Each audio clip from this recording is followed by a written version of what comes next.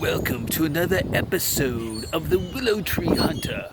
Today I'm braving the pandemic of COVID-19 to bring you some interesting specimens from the wilds of Maumelle, Arkansas. We're around Lake Williston today and hoping to find some fabulous specimens of plants to study. Now, plants are unique creatures that God created. And as we think about plants, there's some key characteristics to keep in mind.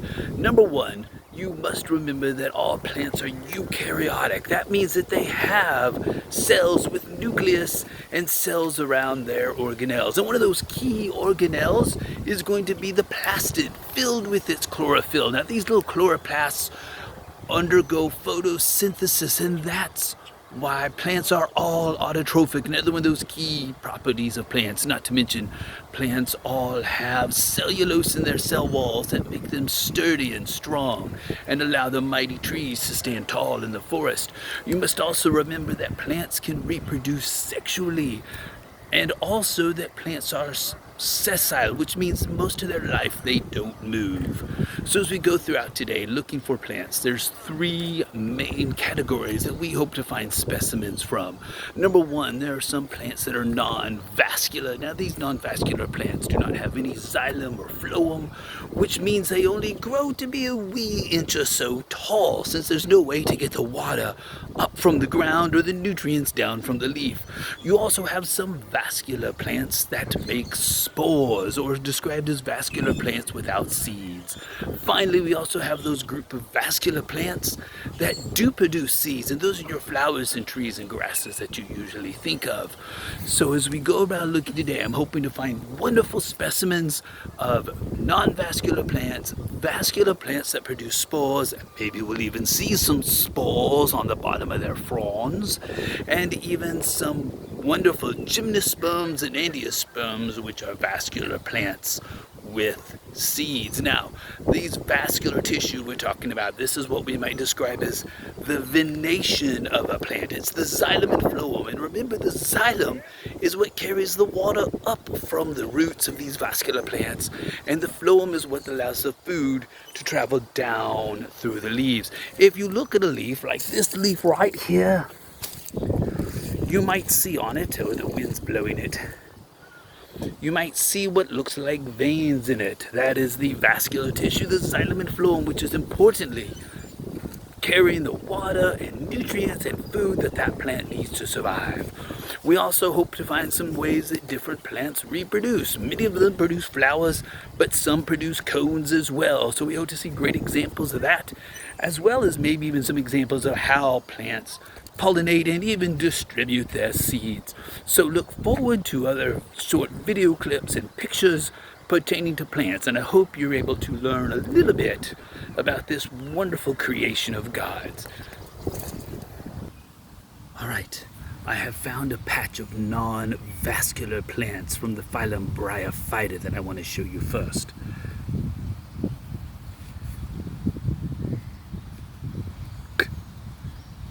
But first I have to learn how to operate my phone and pause this. Well, it appears as though I'm just going to have to flip my phone around.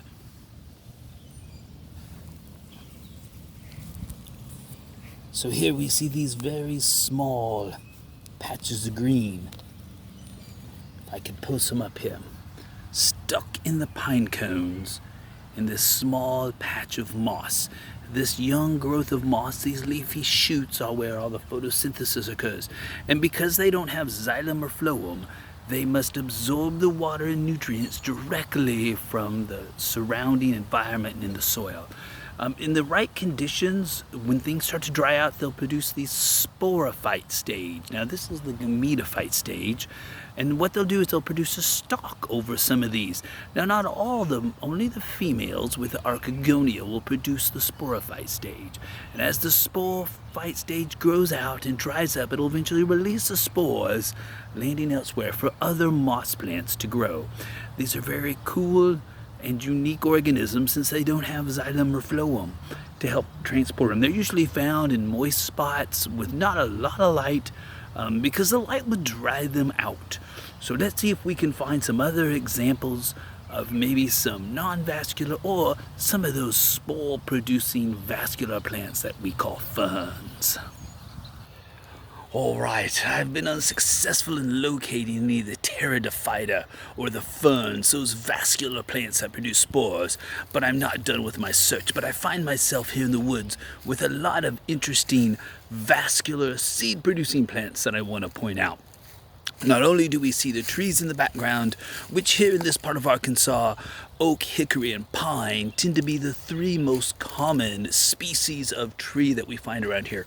But there's also a lot of what we might describe as herbaceous woody plants. These are things that are shrubs. They're very small vines, and they don't get particularly tall. And so I've got a few interesting ones I want to point out that I have found here just off the beaten path here in Maumelle, Arkansas.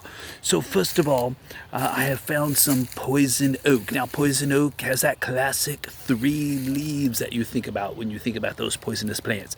The leaf on the poison oak is a little lobe, so I want to be careful about getting too close to this because I don't want to spend the rest of the week itching and breaking out from this. But let me get down here, get a nice little shot with this here in the middle of the, oh yes, good, beautiful specimen. See how we've got the three leaves, but they have the lobes on them. Great indication that we're talking about poison oak. Also, poison oak is not a vine. This is not poison ivy. And so as we see down here, it's kind of a taller, upright growing specimen. So that's, oh, now beautiful, beautiful. Now, along with poison oak, you can also sometimes find poison sumac. Now, poison sumac is another one of these poisonous plants that are common in the woods of Arkansas, and they might make a rash and make you itchy, and it's actually the oils that cause the problem. So here, I believe I have an example of the poison sumac. Now, its leaves are a little different, and it can be a little more difficult to identify. But here we go. I'm going to point this down here. Go. We see the pattern of leaves. You've got three leaves at the end and then two other pairs for a total of 9 little leaves. And those are actually leaflets on the actual leaf. That is one single leaf of that poison sumac. I was looking for some poison ivy out here. I haven't spotted it yet, but I'll make sure I point that out. It's very similar to the poison oak. It tends to have a little red color to it, but it's a vine instead of that upward growing plant. Now, in these woods, I see a lot of the great examples of the plants that we see here in Arkansas. I have a very large kind of, I'm going to turn around behind me, some pine forest behind me. You see the tall, straight pine trees. Those are gymnosperms, and we'll look at their cones here shortly. But also in these woods, I see both some hickory and some oak trees.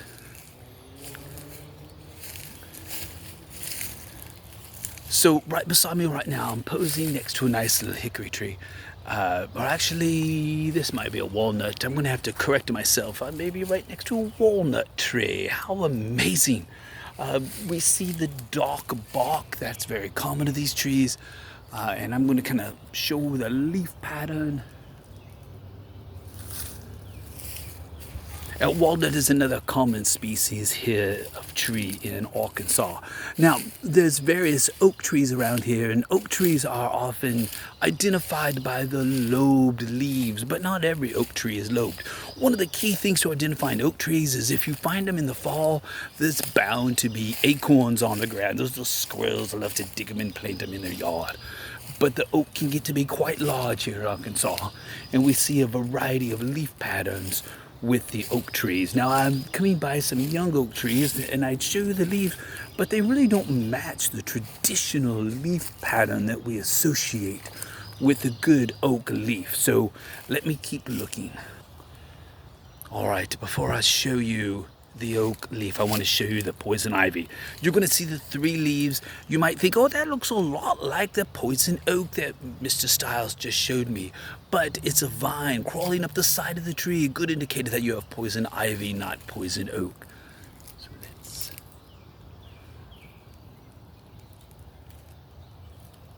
there we see the three leaves. I also see a little bit of fungus growing on the side of that tree. Now, that was an oak tree, very distinctive bark to the oak tree. So as we look for that, there's other plants that grow here in Arkansas. Just not, those aren't the only trees. We also see like the elm tree, and one of them is what we call the winged elm. And the winged elm gets that name because its branches get this extra little growth on it, like little attachments or wings. And I have a winged elm right over here. One of the things about the leaves of an elm tree, can you see how the edges, they're kind of ovate and the edges are serrated? That's a good indicator that you have an elm tree. You don't want to fall in the woods. And let me show you this bark. See these little edges here?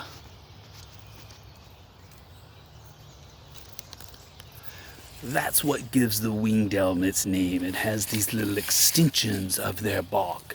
So as we look around, we see lots of cool plants here. I also have some great vines growing around down here. I'm going to show you one of these vines. It may be a wild kind of grape.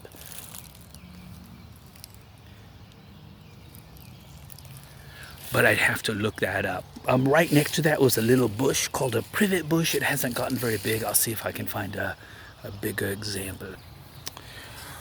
With the leaves of the oak tree still being relatively young this spring, they haven't exactly come out to their full size and full shape. I have one above here. I'm right by a southern red oak, which is identified by a leaf that kind of has a cross shape appearance to it.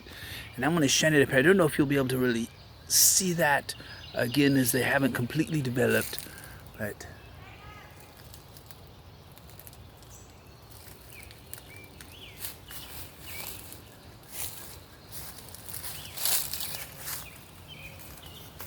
as these leaves tend to spread out and grow, the two lobes there on the left and the right will extend themselves, creating kind of a cross shape, which again is what gives that plant its name, or helps to identify that as a southern red oak. So I'm seeing lots of great things here in the forest. Lots of vegetation, vines, shrubbery. I believe I have a dogwood over here in the distance, but its flowers are gone, and so sometimes it can be hard to identify a dogwood. I've got one of the favorite vines in the south that we love the smell of it in the summertime, and that's the honeysuckle vine.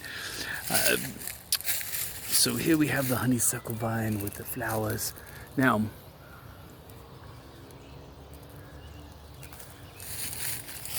first of all, a couple of things about this flower. This is obviously an angiosperm because we're talking about something that's producing flowers that's going to produce seeds.